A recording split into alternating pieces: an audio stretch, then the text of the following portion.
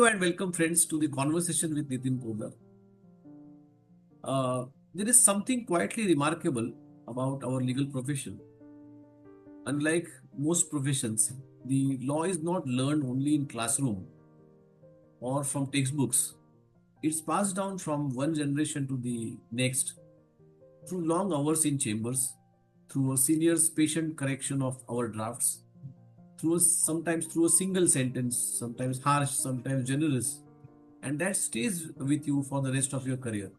Now, this is how every great lawyer I have known was made. And yet, sometime, somewhere along the way, in the rush of modern practice, this quiet thread of mentorship has begun to thin. Young lawyers today have more information than any generation before them. They have more gadgets, more technology, but I guess less of guidance. And that is why this conversation exists. The Leaders Foundation brings the founders, the managing partners, the practice heads, the very people who shape Indian law and business directly into conversation with the next generation. No script, no spin, just honest, unhurried dialogue between two people who care about the road ahead. Every now and then, friends, the next generation does something that quietly makes you sit up. And my guest today is one such person, Miss Kshama Loya. She is a dual qualified counsel, admitted in India and in England and Wales, who specializes in commercial and investor state arbitration. She has studied at one of the world's finest LL.M programs in London. She has trained in negotiation at Harvard Law School. She has practiced internationally and she has spent 16 long years inside India's top law firms, representing foreign and Indian corporates in some of the most strategically sensitive cross-border disputes. And just last month, after 16 years inside top firms, Shama did something rare and quietly courageous. She walked away to launch her own specialist arbitration chambers in Mumbai. I find her story remarkable for two reasons. The first is that she has chosen arbitration and litigation, a road many young lawyers shy away from, in favor of safer corporate paths. And second is that she has chosen to begin on her own at a moment in her career when most lawyers would settle in deeper in larger law firms. So both are choices that the next generation of Indian lawyers needs to see, hear, and learn from. So, Shama, let me start with something you wrote that stayed with me.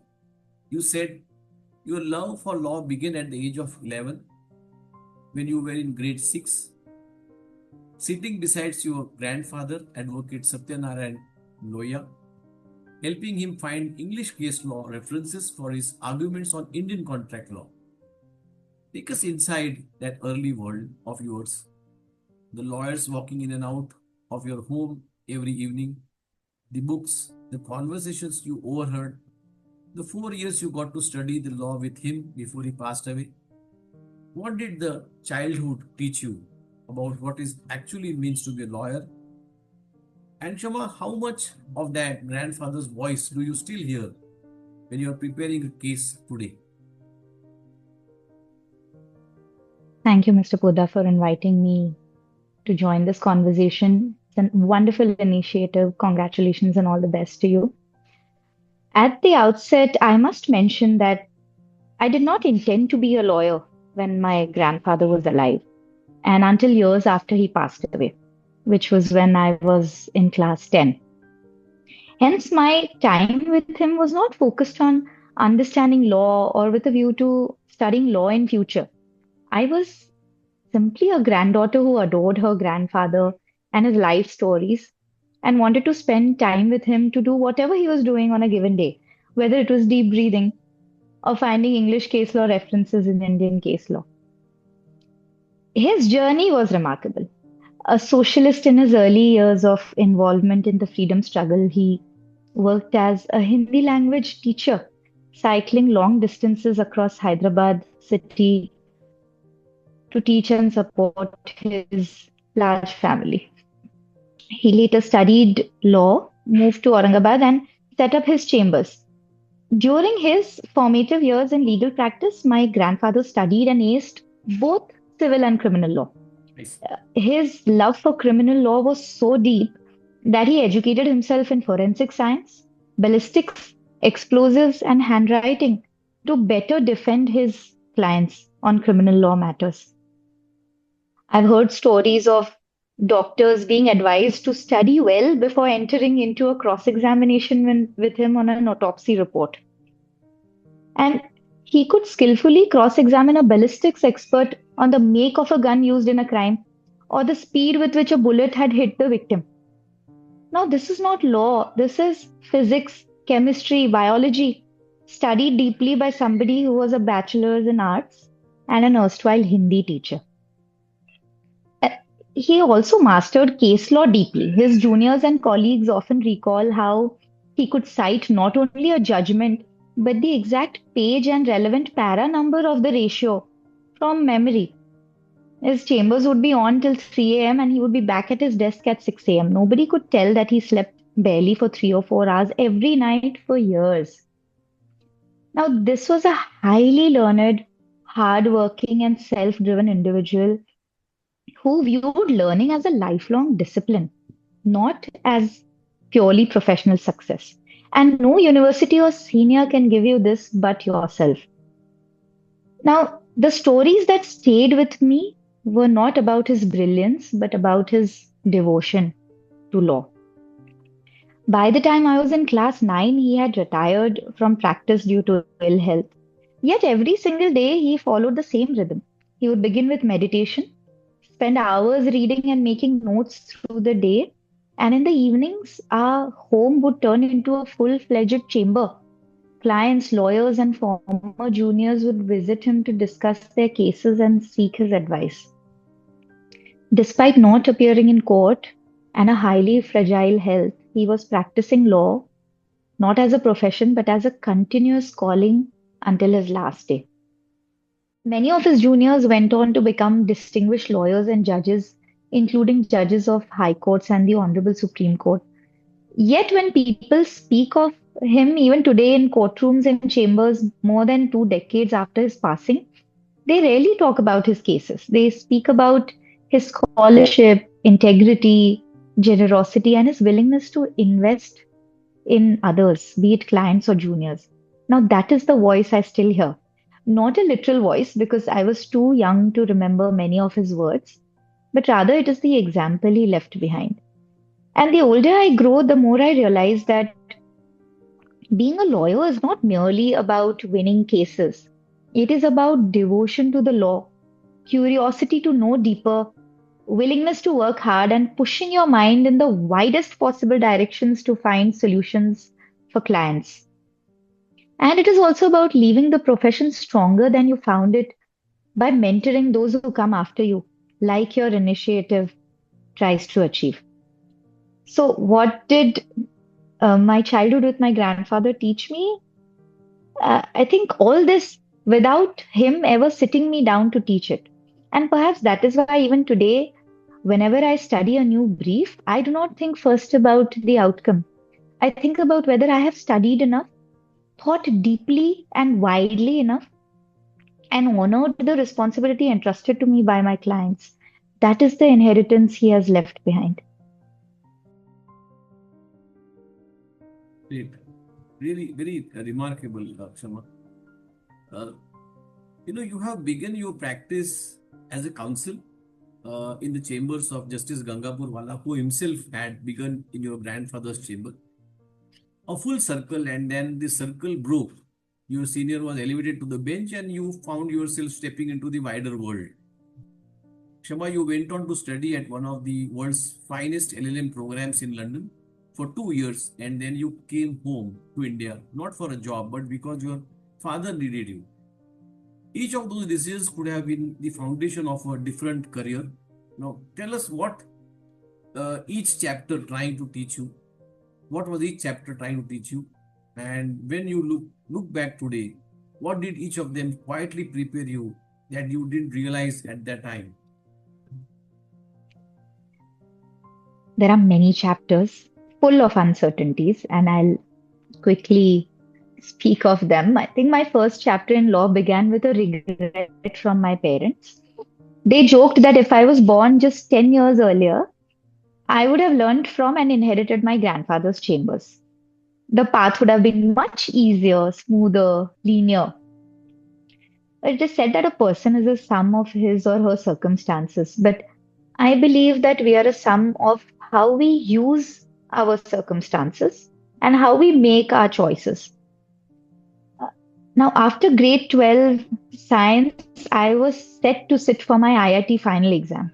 However, a day before the exam, I found myself thinking that despite good scores in science and IIT screening test, I don't love science.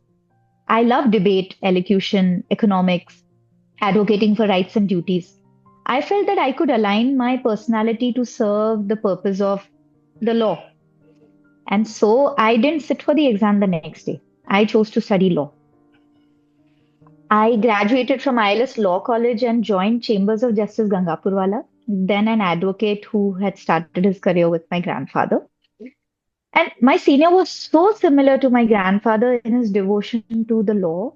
I felt like my grandfather was guiding me through him. Justice Gangapurwala trusted and mentored his juniors in a calm and encouraging way. He gave us tremendous opportunities to take charge of cases and argue matters in court. I was content and envisioned a long standing practice under his guidance.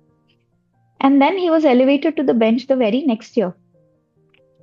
At his oath taking ceremony at the Bombay High Court, I stood in a corner and wiped my tears. I felt alone, without a senior and a mentor in law. At that stage, I chose to study further. Now, that chapter is completely different. I loved contract law, advocacy, and reconnected with my childhood love for English law. And I chose to do masters in international commercial and treaty arbitration, investment law, and trade law in London. We didn't have the funds for a foreign education, so I applied for scholarships and education loan. Got it, took the first flight ever in my life alone to London. Again, there I wanted to do a course at Harvard, so I left some wonderful jobs with Professor Martin Hunter and the British Institute of International and Comparative Law, which were unpaid at the time, to intern at a law firm and then even worked as an HR assistant in my college to earn for my Harvard course. I was one of the lucky few to get a post study work permit in London. So after Harvard, I was to return to London and apply for work. I was excited. I felt a sense of direction. But on the last day of my course at Harvard, I got to know that my dad was about to undergo a critical 12-hour surgery. I took the first flight out and chose not to return to London but stay with family in India. Now, what was each chapter trying to teach me? That life is uncertain. It does not work as per our plan. It has its own intelligent plan for us. I also felt that each chapter was teaching me gratitude. Gratitude for my parents, my sister, my family, who believed in my choices and provided all that was needed to help me flourish. They supported my decision to drop science and choose law. My father was always there to pick me up late in the night from Justice Gangapurwala's chambers so that I could just sit with my colleagues and with Sir late in the night and work as a law chambers functions. Uh, this taught me that it is important to be grateful for what you have in times when you feel that your plans are not working and in fact they are being taken away from you. And today, when I look back, I feel that that gratitude really pushed me forward. Today, even when I took this decision to disrupt a stable law firm career and start a new chapter with my chamber, my husband supported me. And in fact, he had been pushing me to do this since 2020. So each chapter, Mr. Podar, it was teaching me that While the wind was changing direction almost all the time, and my lighthouse appeared to be flickering, my sails were being complete. We've given complete support to adapt and redirect my course. It also prepared me to be resilient. I now realize that I am tough enough to sail through rough waters.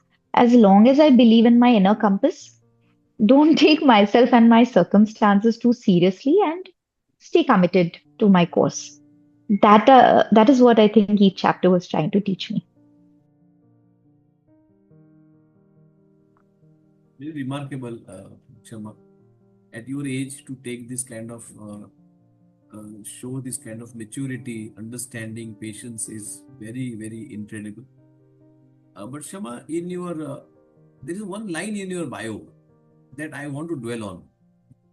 You wrote that you wanted to start on your own chambers when you returned to India, but you had pursued your LLM on scholarships and an education loan. Your parents were aging and your father was facing a critical cardiac surgery, you said.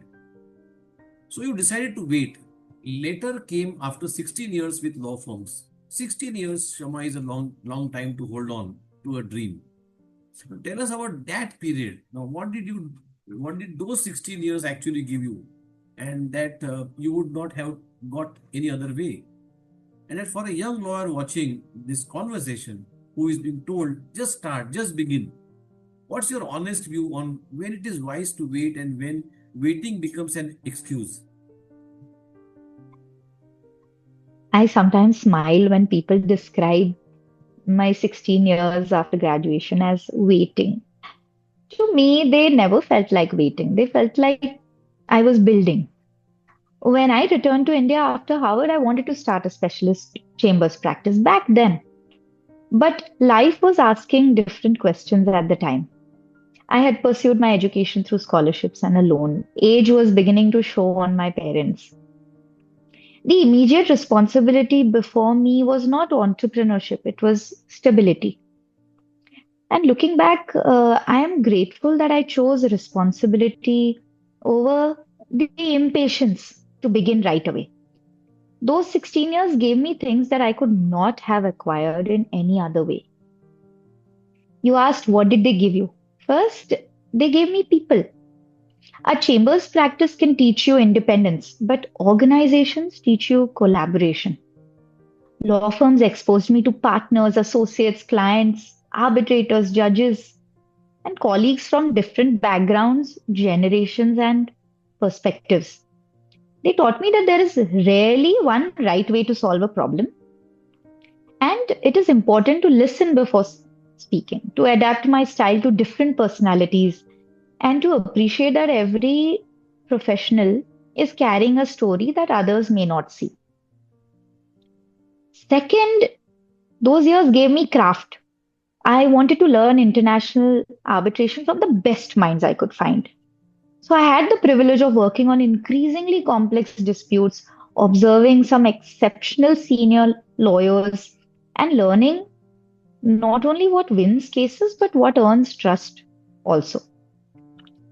Third, they gave me perspective on money and independence. Early in my career, like I mentioned, financial security was important for me. It meant repaying my loan, my family obligations, and creating stability for the future.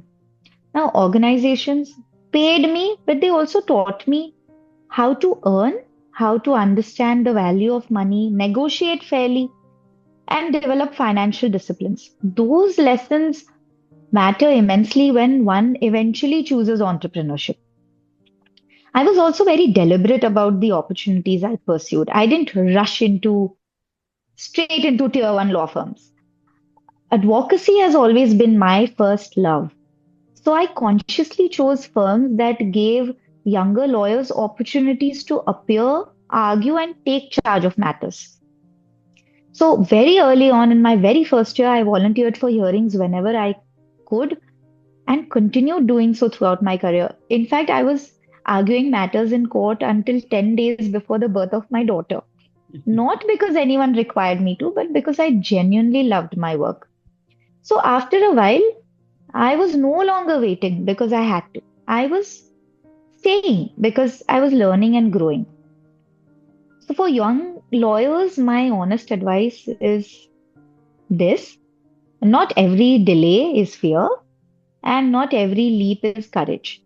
Sometimes it's the serendipity prayer, right? Yeah. Wisdom lies in building foundations before building your dreams. So wait when you are learning, wait when you are honoring family responsibilities, wait when the extra years are helping you to acquire skills, relationships, and perspective that will compound over decades. But that waiting should have a purpose. If years pass and nothing is being built, then waiting may simply be a comfortable way of escaping from risk taking. Must be a learning exercise. Also, yeah, it's a learning exercise. And I, this is one point I would like to mention, especially to young lawyers. My parents taught me something very simple when I was young. Uh, it's the Hindu religion. Where there is Saraswati, Lakshmi will eventually follow. In Yeah. other words, pursue knowledge and excellence first. Success is bound and shaped my life and career. I focused on learning before the title of partnership, substance before visibility, and craft before my independence. So when I finally started my own chambers, it did not feel like I was abandoning a 16-year law firm career. It felt like I was standing on 16 years of preparation.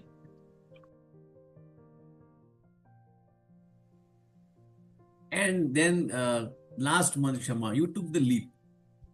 After 16 years, 16 long years inside the top law firm, with the CV most lawyers would protect at all costs, you walked away to launch your own specialist arbitration chambers in Mumbai. Now, I'm very keen to understand, take us inside that decision. What gave you the conviction that this was the moment? What were the fears you had to silence? What support, emotional, professional, financially, made it possible?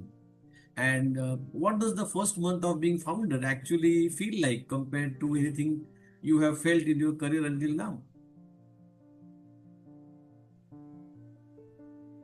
People often assume that decisions like these happen in a single moment of courage. In reality, they usually happen over many years. Now, over the years, I found myself increasingly drawn to the strategic side of disputes, helping businesses navigate complexity, manage risk, preserve commercial relationships, and secure outcomes. I've also realized that the work I enjoyed most sat at the intersection of advocacy, strategy, and international arbitration. So, at some point, I had to ask myself a simple question: if not now, then when? So the decision to start my own specialist arbitration chambers was a decision to move closer to something I had created in 16 years, which is a razor sharp focus on resolving contractual disputes through negotiation and arbitration, with only the requisite support from court litigation. You ask about fears. There were and are many. The comfort of a recognized law firm platform is real. The predictability of a monthly salary is real. The reassurance of established systems, processes, teams, and infrastructure is real. When you leave all of that behind, there are no guarantees waiting on the other side. So, like most founders, I worried about whether clients would follow, whether the market would understand my vision to have a specialist niche arbitration chambers, whether I would be able to build something meaningful and sustainable. But what made the leap possible was support. Emotionally, my husband, my in laws, my family gave me the confidence to take a risk that would have been difficult to take alone. Professionally, I was fortunate to have peers, clients, and friends who encouraged me, who had started their own chambers, and told me that this is the right time to start. Or let's say there's never a right time to start, but now.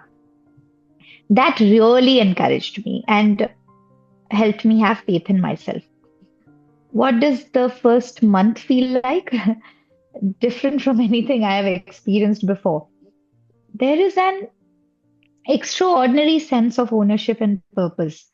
For the first time, every decision from strategy and client relationships to thought leadership and long term vision is aligned with the values I want my practice to embody, which are strategy, purpose, and value through knowledge, critical thinking, and dutifulness to my clients. Also, every success this month feels deeply personal because I have built it myself. I am sure a setback will also feel deeply personal when it arises because there will be no organization to hide behind. The responsibility sits entirely with me.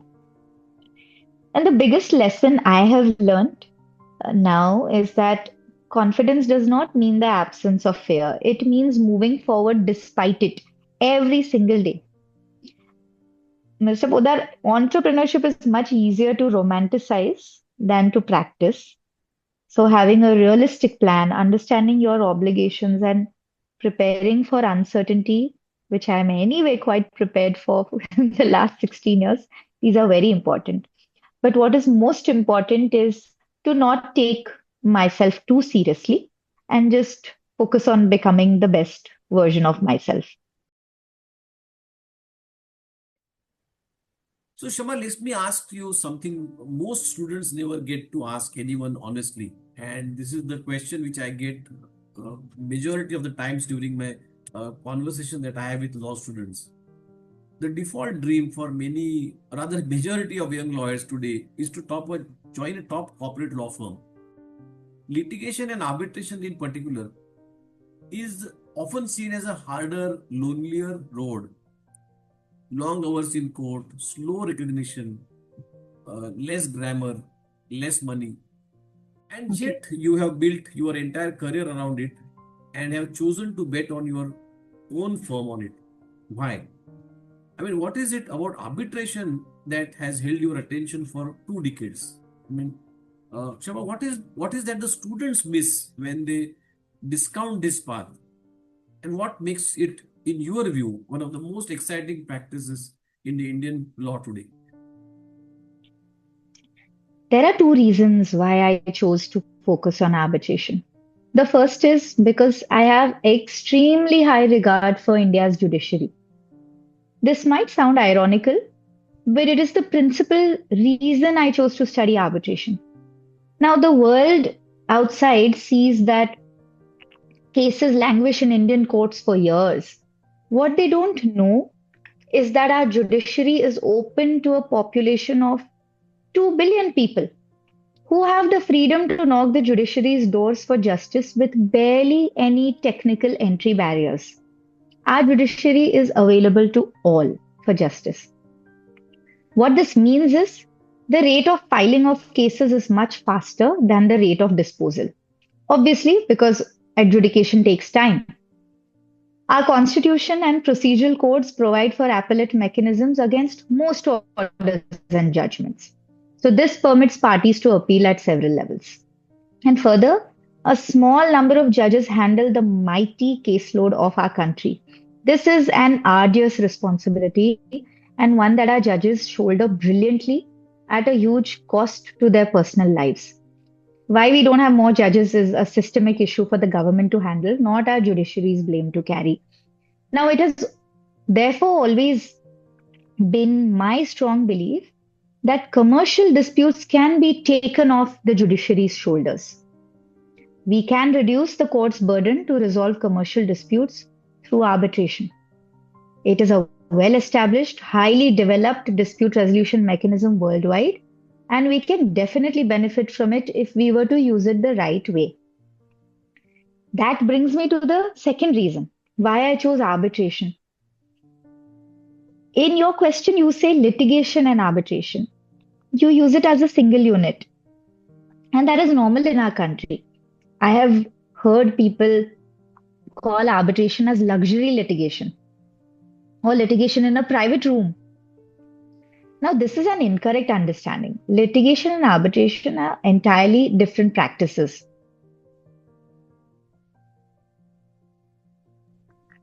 Excuse me.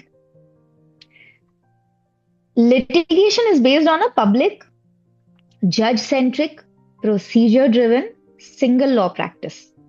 However, arbitration is based on a private, contract-centric, party-driven, multi-law practice.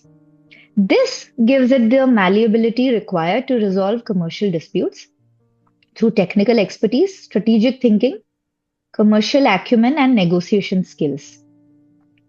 So it is not just about the law, but also about strategy, how to control risk, operate the business while in dispute, protect cash flow, foresee impact on current and future relationships, reserve leverage for settlement, maintain confidentiality in the operating market, recover assets, etc. Now, people assume that a reasonably good litigation lawyer can conduct arbitration. That's an expensive assumption and can materially impact the outcome of a case, especially in high stakes matters such as disputes involving corporates, large scale projects, and investments. Arbitration works in a fundamentally different legal, procedural, commercial, and strategic ecosystem. It is an evolved international discipline that has its own institutional frameworks, Absolutely. procedure, jurisprudence, and jurisdictional struggles. So, when we look at litigation and arbitration, we cannot consider it as a single unit. It requires, or let's say arbitration requires, a distinct advocacy style, sharp witness examination skills, tailored written advocacy, and time bound oral advocacy. Yes. Importantly, it calls for technical rigor not just in local law but in foreign laws, private and public international law, conflict of laws, and various soft laws. Additionally, the timing and depth of a lawyer's involvement is also different in litigation versus arbitration. A litigation lawyer is often involved after the dispute crystallizes. However, an arbitration lawyer needs to be involved much before a dispute crystallizes to review the contract, assess issues of arbitrability, jurisdiction, seat, enforceability, among others. Now, most lawyers in India have a hybrid chamber for commercial litigation and arbitration. I respect that. But I don't have it because the idea behind a specialized arbitration chamber is that arbitration is a special practice. Majority of businesses prefer to resolve their disputes through arbitration, and hence clients need specialist attention to their contractual disputes via arbitration. Hence, my decision to only focus on arbitration and arbitration related litigation in the past 2 decades because it is a specialized and a niche practice. That is what went into my decision to just have a specialized chamber on arbitration. No, Shama, I fully agree with you. In fact, it is akin to my corporate chamber practice. You interact with the clients much more ahead of a dispute. You discuss with him. You try to reconcile. Have a reconciliation process in place, which we call as mediation later on. But before the dispute itself starts, it's more like akin to a corporate practice, a chamber practice, and which is much more specialized than a dispute litigation practice, which is freezed. When you go to a court of law, your ideas are freeze, your positions are taken. So there is a different framework altogether. So I fully agree with you, Shama, on identifying why arbitration is completely different from litigation. No, Shama, that's really brilliant answer, and I really appreciate you distinguishing this two between for the younger generation. Now, finally, Shama, let's look ahead. You have just begun. What is the chambers you are building? What is the arbitration practice you want to be known for 5, 10 years, or maybe later? And what kind of lawyers do you want to nurture inside it? What is the next generation of arbitration counsel in India going to look like if you have your own way? And while you are at it, the younger lawyer watching this, who is sitting on a dream that feels too big or too early, what is the one thing that you want to leave with them? I am building a chamber that has razor sharp focus on commercial contracts, international arbitration, and investment treaty arbitration. My chambers is advising on cross-border contracts through a disputes lens, helping clients identify risks, strengthen their protections, and ensure enforceable outcomes across jurisdictions. We have been guiding clients through every stage of the dispute life cycle, from pre-arbitration strategy to interim reliefs to proceedings before tribunals and courts. Increasingly, we also help clients think beyond the arbitration award. And so, enforcement strategy, asset tracing, cross border recovery are an important part of my practice. What distinguishes my chambers is its international perspective combined with practical commercial thinking. Businesses need advisors who can navigate the interaction between multiple legal systems and understand how decisions taken today may affect proceedings and enforcement options tomorrow. Drawing on experiences across Indian law, English law, and international law, my chambers is designed to provide that integrated perspective. So, in 5 to 10 years, my hope is that my chambers will become a trusted partner to businesses, navigating complex disputes across borders, bringing together legal excellence, commercial judgment, a drive for strategic thinking, and a relentless focus on achieving outcomes that create real business value. What is the next generation of arbitration counsel in India going to look like if I have my way? Uh, the next generation of arbitration counsel in India will be known not for how loudly they argue, but for how deeply they think. They will need to be commercially intelligent. Arbitration is not about legal rights simply, it is a lot about business relationships, risk allocation, and commercial outcomes. So, the best arbitration counsel of the future will be able to walk into a boardroom and understand not only the law, but also the business consequences of every strategic decision. They will speak the language of both lawyers and business leaders. They will also be genuinely international because international arbitration sits at the crossroads of different legal systems, cultures, and industries. So the next generation must be comfortable working across jurisdictions, understanding civil and common law legal systems, collaborating with professionals from around the world. They should be as comfortable discussing an Indian Supreme Court judgment as they are analyzing developments in London, Singapore, Dubai, or Paris. But I also hope that they remain deeply human because the disputes we handle may involve contracts and legal principles, but behind every business dispute are people, entrepreneurs who have built businesses, investors who have taken risks in a state, and businesses carrying the consequences of their commercial decisions. So, good lawyers and arbitration lawyers should never lose sight of that reality.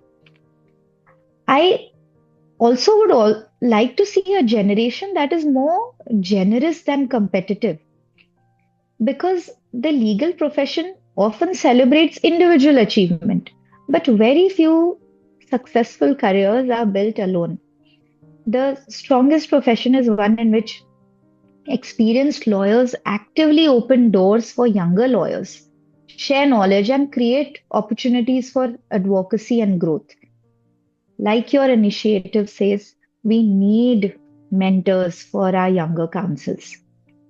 But above all, still the hope remains that the next generation has the confidence to be authentic. When I started my career, there was often an unspoken expectation that success has a particular look, a particular background, the formal clothes you're wearing, a particular path you're going to take. I think the profession is moving beyond that. Some lawyers will come from law firms, some from chambers, some from academia, some from in house roles, and some from entirely unconventional journeys.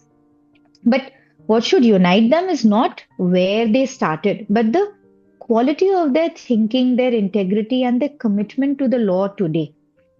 If I have my way, the next generation of arbitration counsel in India will be globally respected, like others outside are.